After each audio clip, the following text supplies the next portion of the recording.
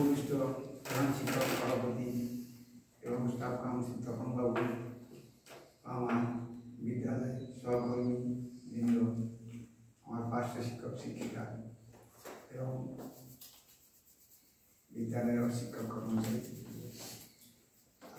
মনে হয় এটা খুব ভালো হতো, কাছের লোক। এই বিদ্যালয়ে আমি প্রাক্তন প্রধান শিক্ষক মাননীয় মদনবাবুর কাছে 2005 সালে 1 বছরের জন্য বাংলা শিক্ষক হিসাবে নিয়োগ করেছিলাম।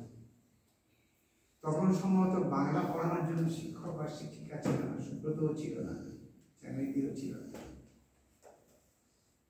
আমি তো বাংলা দীর্ঘদিন পড়াইনি, কিন্তু এই 2005 সালে বাংলা পড়াতে এসে রাত্রি 12টা-1টা পর্যন্ত বাড়িতে পড়তাম, বিভিন্ন বই পড়ে দেখতাম। আমি তো অঙ্কের লোক না, আমি তো বাংলার লোক। সেই বছরে সম্ভবত 2006-এ রাঙাপাড়া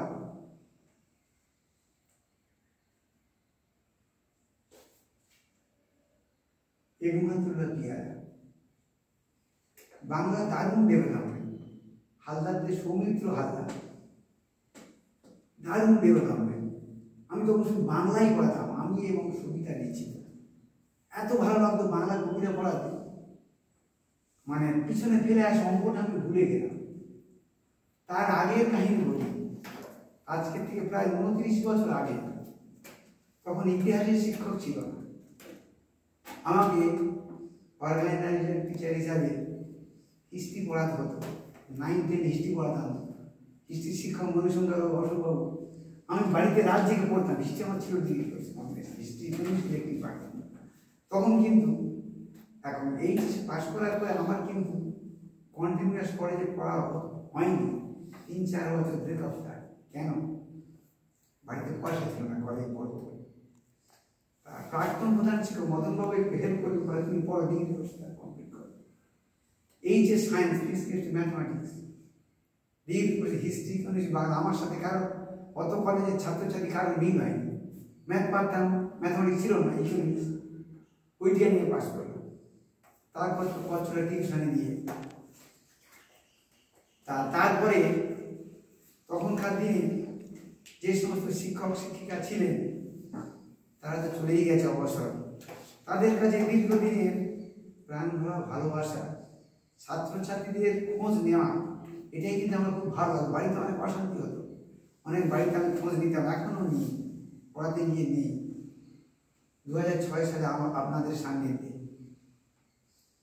হয়তো শিক্ষক হিসেবে চলার পথে অজ্ঞাতবশত অনেক সময় তর্ক বা বিতরণ হয়েছে। আমাকে ভাই বলে, বন্ধু বলে, দাদা বলে আমাকে ক্ষমা করবে। আর বিশেষ করে 2006-এর পর থেকে যে ক্লাসগুলো আমাকে অ্যাটেন্ড করেছেন, আমি আবার ভুলে গেলাম। আমাকে অঙ্ক 9-10 অঙ্ক দেওয়া হলো, বাংলা হারিয়ে গেল। আর দীর্ঘদিন তো অঙ্কটাই পড়াচ্ছি 40-50 বছরে। আমার জীবনের সেরা ছাত্র অশোকবাবু ছিল 100, ইচ্ছা ছিল 99, শাকিল আহমেদ 96 না 94। তারপরে ক্লাস 11 হলো বাংলা, 8 সম্ভবত 9-এর কিছু ছিল প্রথম পার্টে, সুব্রত তখন আসেনি, 7-8। সত্যি বাংলাও ভালো লাগলো, অঙ্ক হারিয়ে গেল। জানি না আমি কিসের শিক্ষক, বাংলা, হিস্ট্রি না ম্যাথমেটিক্স। আমার টিউশনের বাড়িতে অশোক ছিল, একদিন ধরলো গত বছরে, আর বাংলা পড়াতাম। একটা কবিতা সে বুঝতে পারিনি, আমি কবিতাটা আধা ঘন্টা পড়ে নিলাম, তুই অঙ্ক পড়ে নিয়ে তাকে বুঝিয়ে দিলাম। সে বলছে, কাকু তুমি এত ভালো বাংলা পড়া, তুমি বাংলা পড়া। বাংলা আমি পড়ে চাপা দিন অঙ্ক সে আমরা করতে পারি। যাই হোক, আর অঙ্কটা শেখা, বিশেষ করে আমাদের এই বিদ্যালয়ের জামাল সাহেব, ওনার কাছে কিন্তু তালিম না, আর অঙ্কের গভীর ঢোকার তালিম আমার মামা শুরু। আমরা সব অনেকেই জানেন যারা সায়েন্স পড়েছে, ম্যাথ, আমার মাইতি ভট্টাচার্য, আমার বড় মামা শ্বশুর, কত হয়েছিল 3 বছর আগে। উনি বলতেন, একবার শ্বশুরবাড়িতে এসছেন, খাওয়া হচ্ছে, উনি বলছেন আমার ছেলে তখন সম্ভবত পড়ে আমি একটা অঙ্ক বোঝাচ্ছি, বোঝাতে পারে উনি মাঝখান থেকে এত চিৎকার করল আমার কাছে, কিছুই জানো অঙ্ক তুমি সেমিনার মতো করাচ্ছ, সময় গেল এই দিকে mathematics gold medal is college principal ছিলেন। অঙ্কটা অবাক হয়ে গেলাম, অঙ্কটা আমি করাচ্ছি সেভেনের মতো, মামা একজন ডক্টরেট হয়ে পিএইচডি লোক, যিনি কিনা অনার্সের এমএসসি ফার্স্ট ক্লাসের ফার্স্ট, তার কাছে টিউশন পড়তে গেলে ইন্টারভিউ হবে তবে তিনি নেবেন। আমি তো অবাক হয়ে গেলাম, কি বলছো অঙ্কটা যা বোঝাবে, আমি তো মানে আকাশ দেখুন দুর্দান্ত মামা, যে কোথাকার প্রফেসর ডক্টরেট উনি ফোরের অঙ্ক ফোরের মতো করে বোঝাচ্ছে, মাঝে মাঝে আসতে, বছরে একবার দুবার আসতে। আবার বলছে একদিন, জানো কি অঙ্কে 100 খারাপ হয় জানো, একটা গল্প বলি শোনো। আমরা 5 ভাই এবং গ্রামের আমার একটা জায়গা মেয়ে দেখতে গেছি, দেখা হলো, সন্ধ্যেবেলা বাড়ি ফেলে, তখন বাড়ি খাওয়া দাওয়া হতো, খেয়ে দিয়ে বাড়িতে এসে গ্রামের ভাই এক জায়গায় যৌথ পরিবার সম্মত শান্তনু চলে গেলেন। মামার বাড়ি কিন্তু শান্তনুবাবু ওই গ্রামে, মামা শ্বশুর সবাই, তা সবাই ভাইদের বলছে, আচ্ছা মেয়েটা দেখলাম 100 নম্বর আছে, কে কত নম্বর দেবে, 5টা কাগজ কাটা হলো, আমিও একজন 6 জন। মা বলছে প্রত্যেক কাগজ দেওয়া হবে, তোমরা নম্বর লিখে দাও, কত করে নম্বর দেবে। সবাই লিখে দিল, সবাই কাগজ খুললো, মামা লিখলো, কাগজ খোলা আছে, একটা খোলা আছে, 5 জন 100 নম্বর দিল। তা বলছে দাদা তোমার, মামা বড় দাদা তোমারটা খোলো। তা মামা খুলে বললো আমি 99 দিয়েছি। কেন দাদা তুমি 99? আমার তো দারুণ মেয়ে, অপূর্ব। বলে আরে কেন 100 দিন, শোন মেয়েটা সবই ভালো, মেয়েটার কেস মাথার চুলটা একটু কম আছে জানিস, ওই জন্য আমি 1 নম্বর কেটে দিয়েছি। বলছে বিজন 100 সেই পাবে যে অঙ্ক করতে গিয়েও সেখানে ভাষাগত কমা পূর্ণচ্ছেদ দিতে হবে। যেমন বলছে 1 নম্বর সমীকরণ করা সহপনায়ন পদ্ধতি, 1 নম্বর সমীকরণে x এর মান বসিয়ে পাই, কমা দিতে হবে। যদি বলছি এই নম্বরটা কাটার কোনো এখতিয়ার নেই, কিন্তু তবুও 100 দিতে গেলে একটু চিন্তা ভাবনা করে দিতে হবে। যাই হোক, বেশি কিছু বলবো না। এবারে বলি লাইফ হিস্ট্রি। এই বিদ্যালয়ে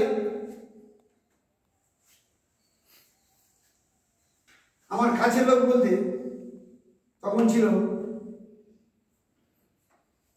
সমাজবাবু, দাদা সন্তোষবাবু এবং ভজিরবাবুরা আমার খুব ভালোবাসতেন। 28-29 বছর আগে হিস্ট্রি জয়েন করেও তখন দেখা গেছে, এখন তখন হিস্ট্রি বলে না, 6 মানে অঙ্ক নিতেন।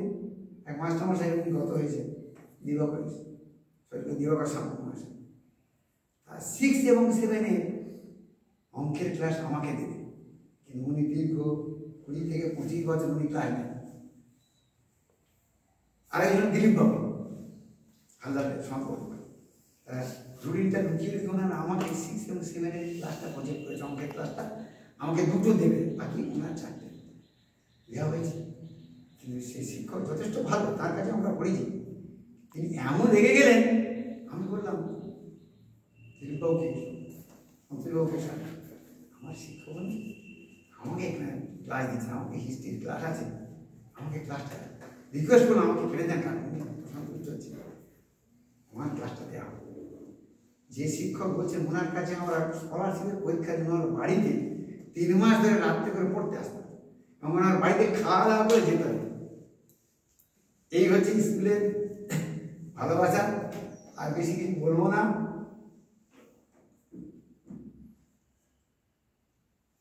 মনে প্রাণে বিশ্বাস করি আমার বয়স 60 হয়নি।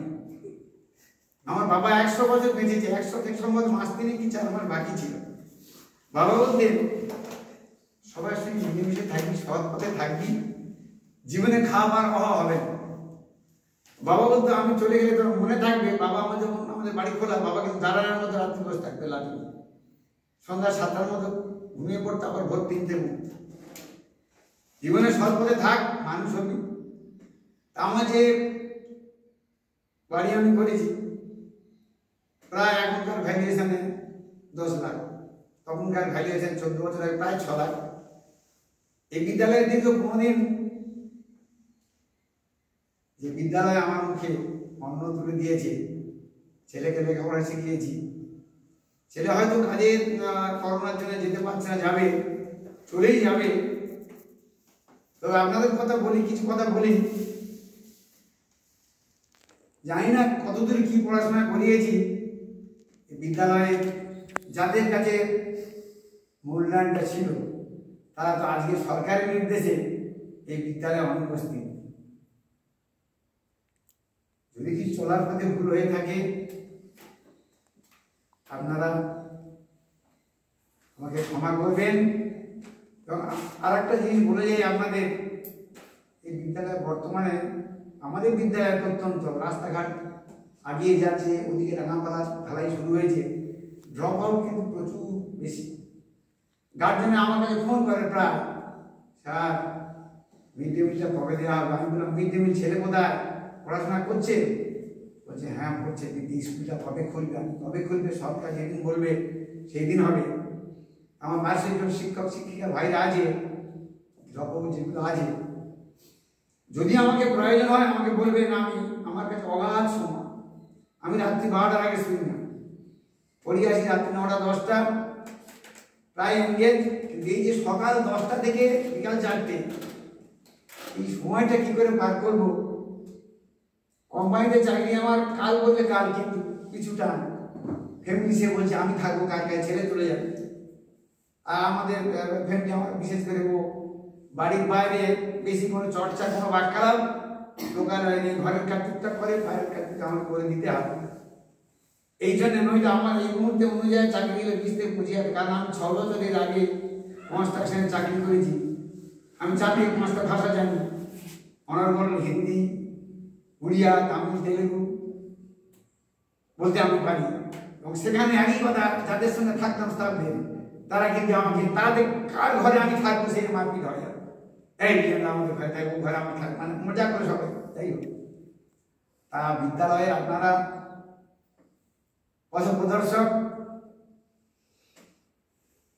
সবাই মিলে কাঁধে কাঁধ মিলিয়ে এই বিদ্যালয়ের শ্রীবৃদ্ধি প্রধান শিক্ষক আছেন, আমাকে যদি ডাকেন এই বিদ্যালয়ে আরো শ্রীবৃদ্ধি ঘটুক, এই বলে সবাইকে আমি আবার শ্রদ্ধা ভক্তি ভালোবাসা জানিয়ে ছোট্ট একটা কবিতা কালকে রাতে মনে পড়েছে, অজিত দত্ত তৃতীয়-চতুর্থ দশকের আধুনিক কবিদের অন্যতম একটা ছোট্ট কবিতা আমি আপনাদের উপহার দিই। নময়, অজিত দত্ত।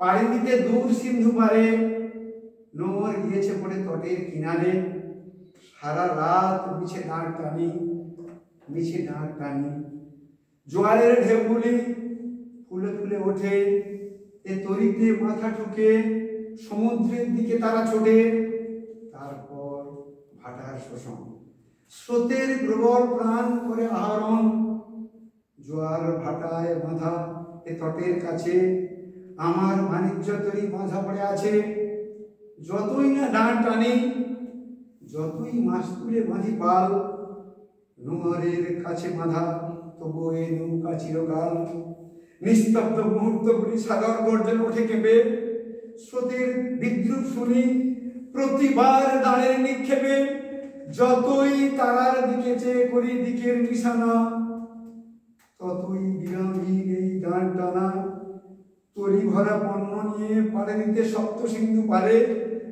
নোঙর কখন জানি পড়ে গেছে তটের কিনারে, সারা রাত ডাঁট টানি, তবু ডাঁট টানি। নমস্কার।